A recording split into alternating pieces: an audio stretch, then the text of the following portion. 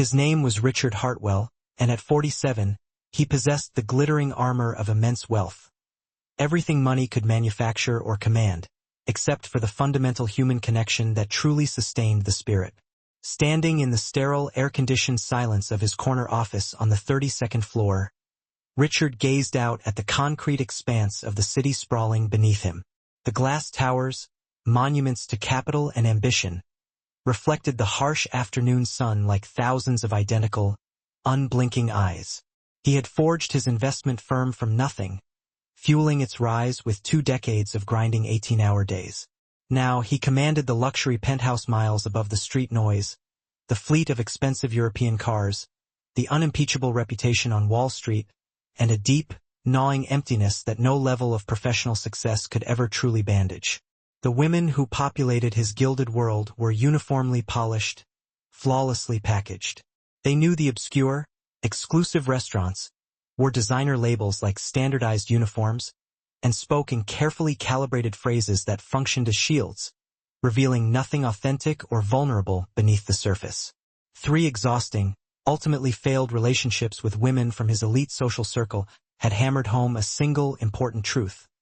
Wealth attracts a multitude of desirable things, but genuine, messy, soulful connection rarely travels in that company. Mr. Hartwell, his assistant's voice, filtered and slightly mechanical, crackled through the intercom, pulling him momentarily from his reverie. The window cleaning crew is here for the quarterly service.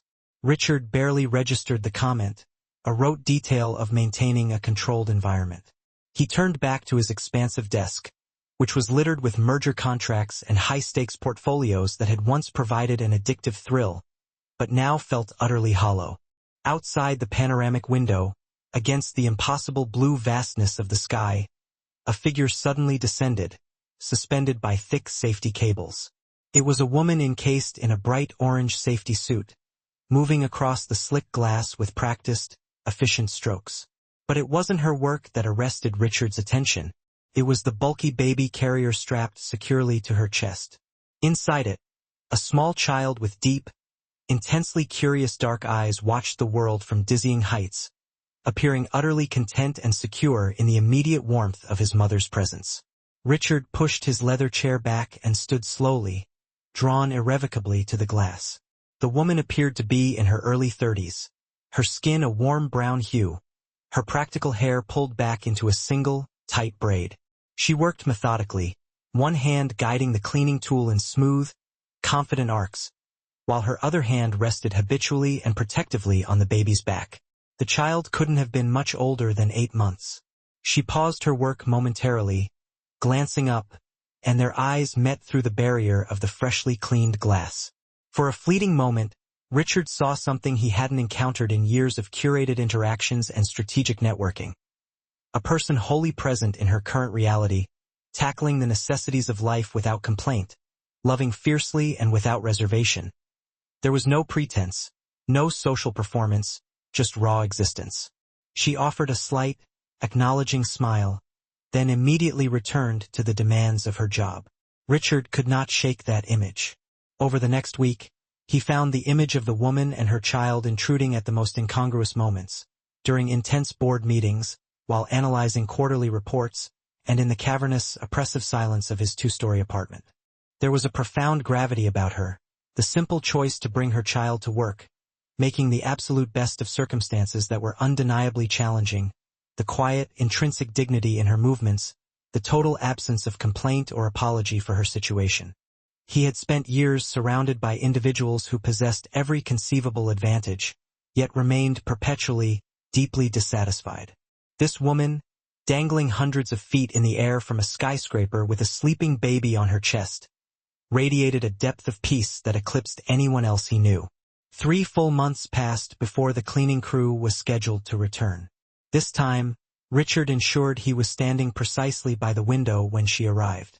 The same vivid orange suit, the same protective harness, the same beautiful child, who was now visibly bigger, more alert, and actively observing his surroundings.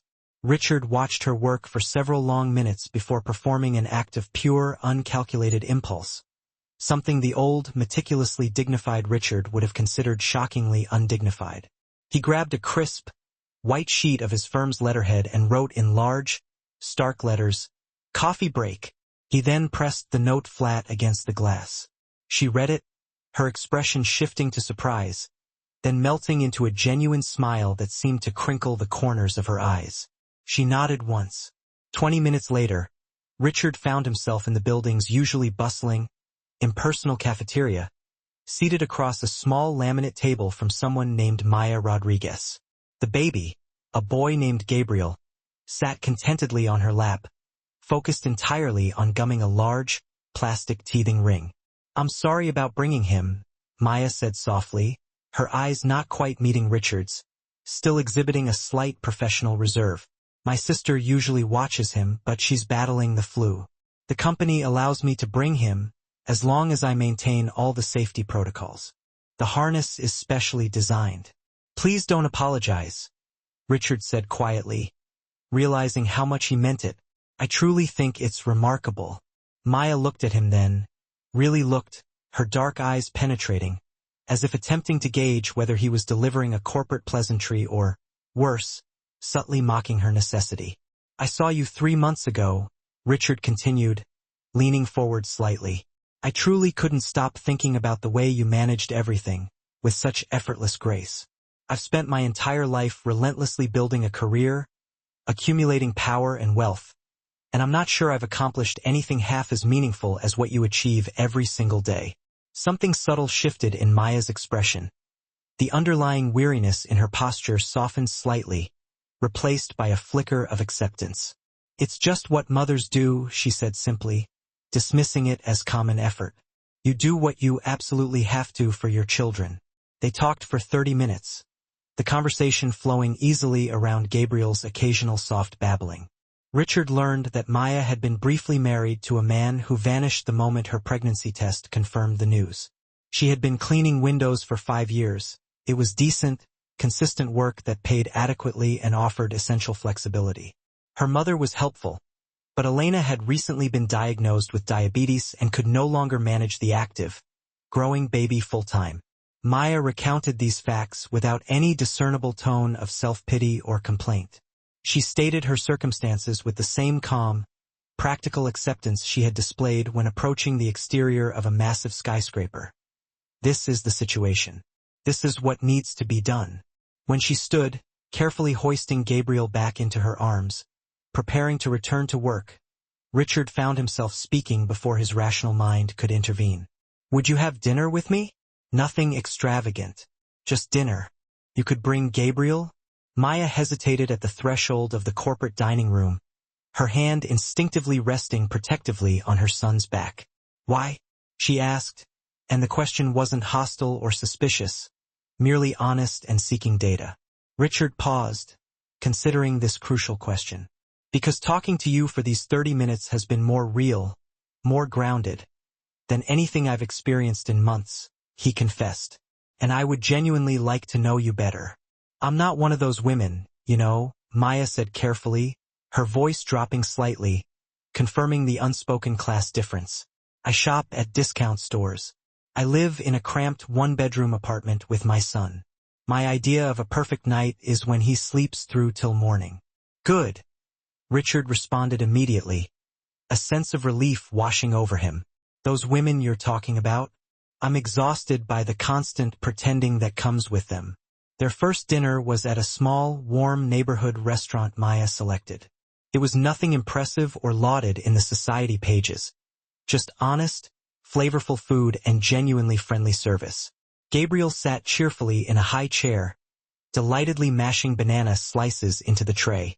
Richard felt lighter, more authentically himself, than he had in years. Maya spoke of her childhood in Texas, of her parents who had immigrated from Mexico, and the deeply ingrained values they had instilled about the absolute necessity of hard work and the sanctity of family. She, in turn, asked Richard about his life, and for the first time, he found himself speaking with complete, vulnerable honesty about the sheer loneliness of monumental success, and the relationships that looked flawlessly complete from the outside but felt agonizingly empty within. "Money doesn't make you happy," Maya said softly, wiping a smear of banana from Gabriel's round cheeks, But not having it certainly makes everything harder. The real trick is finding meaning that goes deeper than the balance in your bank account. It wasn't a revolutionary philosophical insight, yet hearing it from someone who was living that truth, negotiating every day between necessity and dignity, made it land with a profound reality that countless self-help books and therapy sessions had failed to provide. They began seeing each other regularly. Richard kept their interactions simple, human, and real. Dinners at modest places, long afternoon walks in the park with Gabriel riding regally in his stroller, and quiet movie nights at Maya's small apartment where Gabriel would eventually fall asleep curled between them on the couch. Richard's inner circle of friends and colleagues noticed the dramatic shift immediately. At a mandatory charity gala weeks later, his longtime colleague Thomas cornered him by the glittering crystal bar. "Who is she, Richard?" Thomas asked, his voice low and judgmental. "You've been entirely different lately." Calmer, almost grounded. Richard smiled, a genuine, relaxed expression that felt foreign on his face. "Her name is Maya. She's a professional window cleaner, and she's raising a son entirely on her own." Thomas's carefully curated expression flickered instantly between confusion and deep, paternalistic concern. "Richard, you need to be extremely careful here. Women like that, they view a wealthy man solely as a solution to their immediate problems. They don't see you." Richard felt something internal harden in his chest, a protective shield rising for Maya. "You don't know her, Thomas." "I know the world," Thomas countered, sipping his whiskey. "Don't allow yourself to be used, Hartwell." But Richard knew better, knew with absolute certainty that Thomas was wrong. Maya never once asked for anything. When he cautiously offered to help significantly with expenses, Gabriel's daycare, her mother's medical costs, she politely, but firmly, declined. When he bought a meaningful, age-appropriate gift for Gabriel, she accepted it with grace, but made sure he understood that she absolutely did not expect such things. Ever. She wasn't seeking him out for what he could provide materially. She was there because she genuinely enjoyed his company and his evolving character, and that singular, simple fact was more valuable to him than anything money could purchase. 6 months into their relationship, Richard met Maya's mother, Elena. She lived in a modest, immaculately kept house filled with vibrant family photos and the rich, comforting smell of home cooking. Her handshake was firm and unwavering despite the slight tremor caused by her condition. "My daughter is very strong," Elena said in slightly accented English, watching Richard with focused intensity. "But she is also extremely careful with her heart. It broke once. She won't allow it to break again." "I understand that completely," Richard said, meeting her gaze. "Do you?" Elena's dark eyes were sharp, kind, but utterly assessing. "She does not need to be rescued. She needs to be deeply respected. If you cannot discern the difference, then I ask you, please walk away now." Richard thought about that distinction, weighing the gravity of her words. "I think she's already rescued herself," he said finally, speaking his truth. "I am just profoundly grateful that she allows me to be a small part of her life now." Elena smiled then, a slow, satisfied recognition softening her features. Over dinner, with Gabriel making happy, gurgling sounds in his grandmother's arms, Richard felt a warmth and inclusion he hadn't experienced since his own distant childhood. The undeniable power of family, of people who cared for each other without condition, reservation, or calculation. A year passed, then another.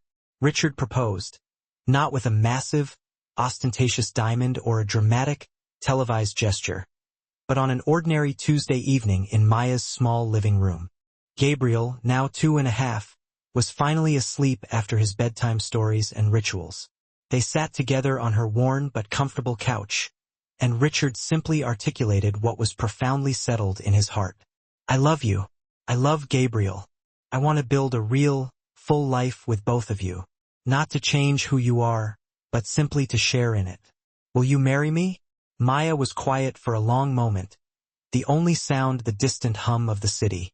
When she finally spoke, her voice was soft but absolutely steady. "I need to know you understand this perfectly. Gabriel will always come first, and I am not interested in becoming someone else, someone who conveniently fits better into your complicated world." "I know," Richard said, taking her hands, Your world is precisely what I want to be part of now. You've successfully taught me what truly matters. She said yes. They married quietly, with only their families and a few trusted, close friends present. Richard moved out of the sterile, showcase penthouse and into a comfortable house that had a sizable yard for Gabriel to run and play in. He drastically reduced his hours at the firm, delegating more authority, deliberately carving out space for the human connections that had become his anchor. Maya continued her window cleaning work for another year, finding a satisfaction in the tangible nature of the labor, before deciding to start her own small business. A cleaning service that specifically prioritized fair wages, flexible hours, and professional support for single working mothers. Richard helped with the business plan and provided the initial seed investment. But it was Maya's clear vision, relentless work ethic, and fierce commitment to integrity that made it an immediate and inspiring success.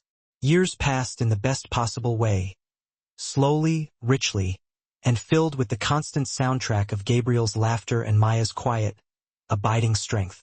Richard learned to deeply value the texture of ordinary, shared moments. Rushed breakfast preparations, helping with fractions homework, family dinners where everyone shared the small triumphs and failures of their day. His old, superficial friends gradually fell away, unable to understand or accept his choices. New friends appeared, people like Maya's family, whose only wealth was measured in deep love and loyalty. On Gabriel's 8th birthday, standing in their sunlit backyard, watching Maya help their son carefully slice his cake, Richard felt a wholeness, a profound completeness he had once believed was utterly impossible for him to attain. Thomas approached him at a massive business conference several months later, shaking his head with a mixture of pity and confusion. You gave up so much, Richard. The penthouse, the lifestyle, the prestige. Richard smiled, his gaze distant, focused inward on the image of his family waiting for him at home. I gave up nothing, Thomas. I finally gained everything.